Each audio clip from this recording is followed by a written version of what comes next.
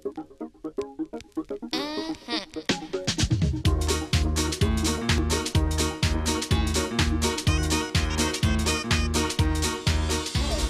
on va plus vite, on se fait plus plaisir, quoi. Donc c'est fastidieux. Ouais, et le problème c'est que des fois on a envie d'arrêter, on a envie d'abandonner parce que on peut pas dire ah bah c'est bon, c'est acquis quand on claque des doigts, quoi.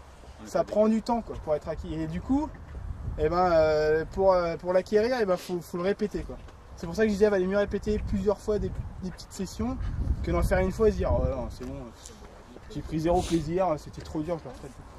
Mais finalement c'est ce genre de travail hors roller où quand même l'équilibre est moins précaire. Et alors que le problème c'est qu'il y en a parmi vous, comme les défauts ils se voient plus quand on est en roller, on se sert de la vitesse pour se donner de l'équilibre. Du coup on essaie d'accélérer un peu et en fait on va gagner 3 km/h mais on va en perdre 10.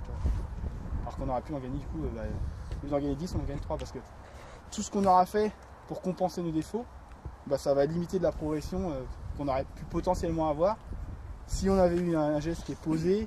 Ça sert à rien d'en faire trop, il faut avoir un geste simple, il faut que ça soit strict, quoi, la position de patinage.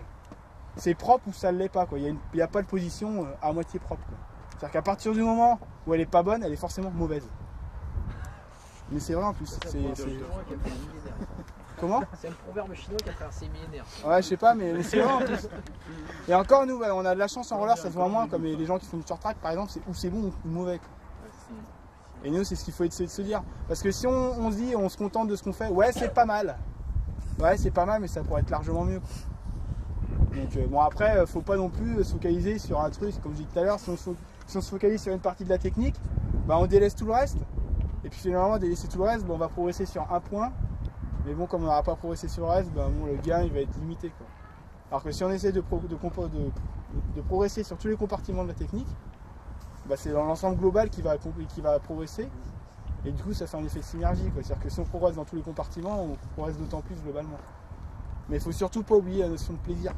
C'est-à-dire quand on va patiner, c'est avant tout pour se faire plaisir, c'est pas pour penser seulement à sa technique.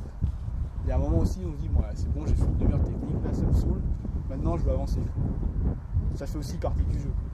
C'est en prenant plaisir qu'on va avoir envie de s'investir pour progresser techniquement. Parce que les gens qui s'obstinent à vouloir progresser à tout prix en faisant que ça, la dimension de plaisir, au revoir, ils en font 6 mois, ils prennent des rollers au placard, j'y arriverai jamais, ça me saoule. Donc voilà, on a tous le niveau qu'on a, et pourtant je pense qu'on peut se faire plaisir à tous les niveaux, quoi. C'est important. Moi je fais d'autres sports, quand je vais m'aligner à un 10 bornes de course à pied, je sais très bien que je vais me faire allumer, quoi. Et pourtant je me fais plaisir, à mon niveau.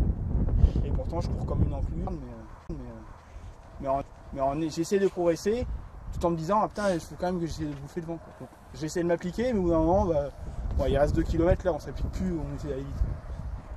Donc il faut trouver le bon compromis. Donc voilà, fini.